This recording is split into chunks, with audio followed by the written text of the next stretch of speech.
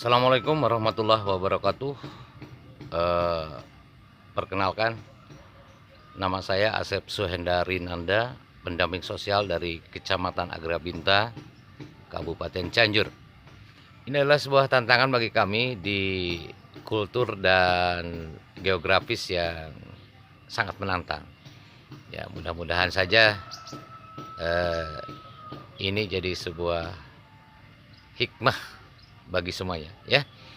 Tapi dengan penuh semangat dalam bisnis PKH, terutama kami tetap terus menggelutinya dengan kesabaran dan semangat.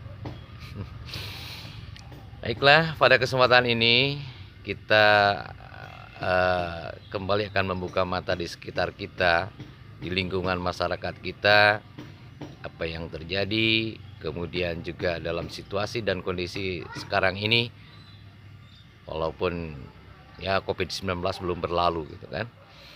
Tapi semoga tidak mengurangi semangat kita dalam memperjuangkan dan sekaligus mengayomi masyarakat di sekitar kita, terutama KPM PKH, ya.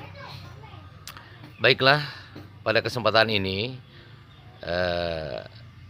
saya akan coba menguraikan permasalahan yang terjadi di lingkungan masyarakat, yaitu tentang stunting. Stunting. Baiklah,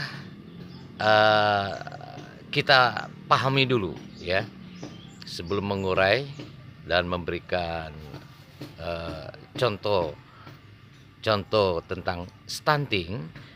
Kita alangkah baiknya memahami dulu apa itu stunting, kemudian dampak daripada stunting, kemudian penyebab daripada stunting, kemudian bagaimana cara mencegahnya, dan juga penanganan stunting. Untuk itu, mari kita simak terlebih dahulu apa itu stunting. Adalah kondisi di mana anak memiliki tinggi badan yang tidak sesuai dengan usianya. Tetapi perlu digarisbawahi bahwa pendek tidak sama dengan stunting atau belum tentu stunting. Stunting sering terjadi pada periode 1000 hari pertama kehidupan, periode emas pertumbuhan dan perkembangan yang dimulai semenjak terbentuknya janin hingga anak berusia 2 tahun. Nah, setelah kita memahami apa itu stunting, kita akan coba mengurai penyebab terjadinya stunting. Stunting disebabkan oleh beberapa hal, yaitu yang pertama, kurang gizi. Kurang gizi dari mulai remaja bisa menyebabkan putaran kurang gizi saat hamil, menyusui, sehingga dapat menyebabkan stunting. Selanjutnya, kurang imunisasi.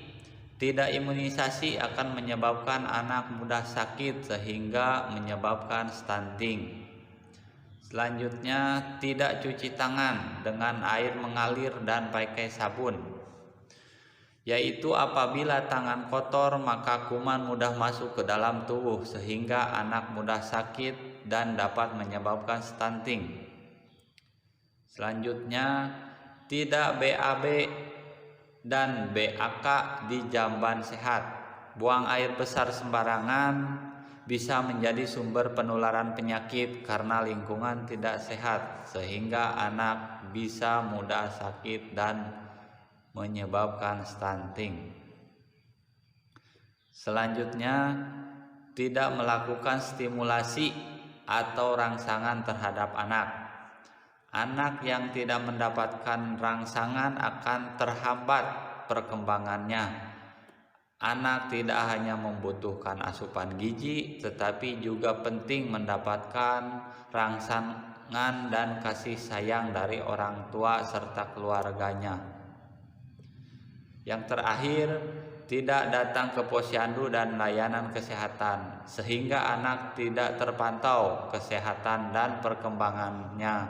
Apabila tinggi dan berat badannya sehat sesuai usianya, serta perlunya mendapatkan informasi pelayanan kesehatan ibu dan anak. Setelah kita mengetahui apa itu sebab-sebab terjadinya stunting, kita akan coba melihat dampak yang diakibatkan oleh stunting.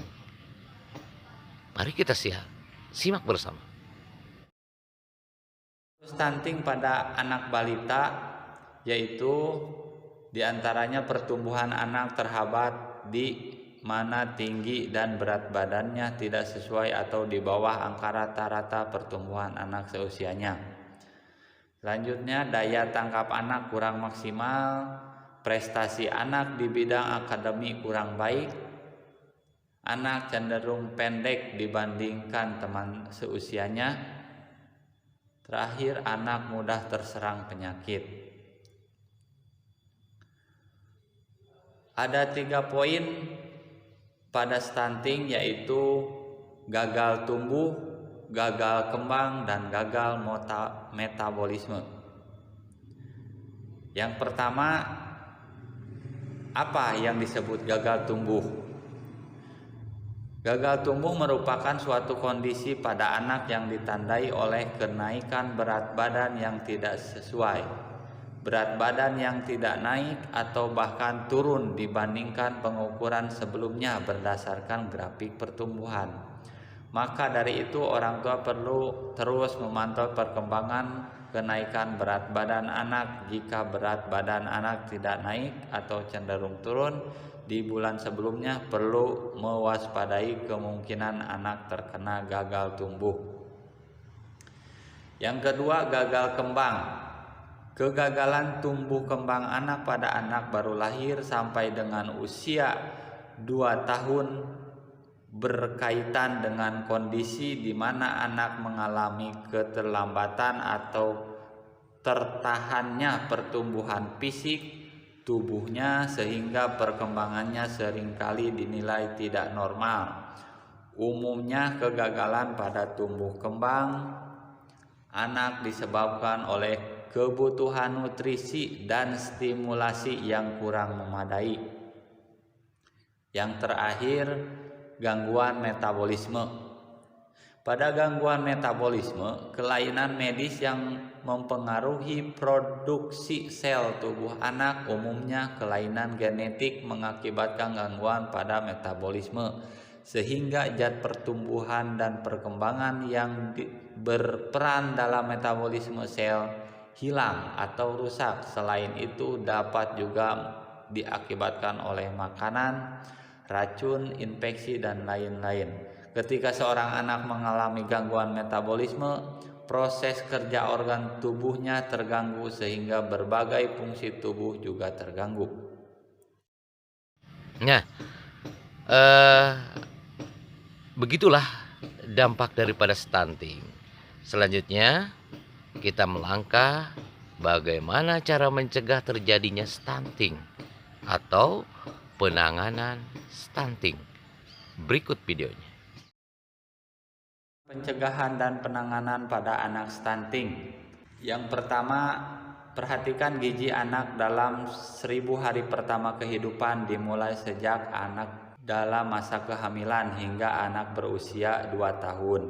Yang kedua, cuci tangan pakai sabun dengan air bersih yang mengalir sesuai dengan protokol kesehatan. Selanjutnya, buang air besar di jamban sehat. Selanjutnya, lindungi anak dari penyakit berbahaya dengan imunisasi lengkap dan tepat waktu. Selanjutnya, pemberian stimulasi pada janin dan bayi baru lahir sampai usia 6 tahun. Selanjutnya, mengakses layanan masyarakat dan informasi yang tepat. Jika terdapat anak stunting, keluarga dan masyarakat perlu melakukan beberapa hal. Yang pertama, informasikan kepada SDM, Kesos, petugas layanan kesehatan, ataupun kader yang lain yang berperan di desa masing-masing. Kedua, berikan gizi dan nutrisi yang baik. Ketiga, berikan stimulasi pada anak. Keempat, tidak memberikan pelebelan dan mengolok-olok anak stunting. Itulah tadi beberapa uraian tentang stunting, apa itu stunting, penyebab stunting, kemudian dampak stunting, serta pencegahan dan penanganan stunting. Semoga saja uraian tadi bisa bermanfaat bagi kita semua, terutama menuju Indonesia, anak Indonesia yang lebih sehat dan lebih maju. Terima kasih. Assalamualaikum warahmatullahi wabarakatuh.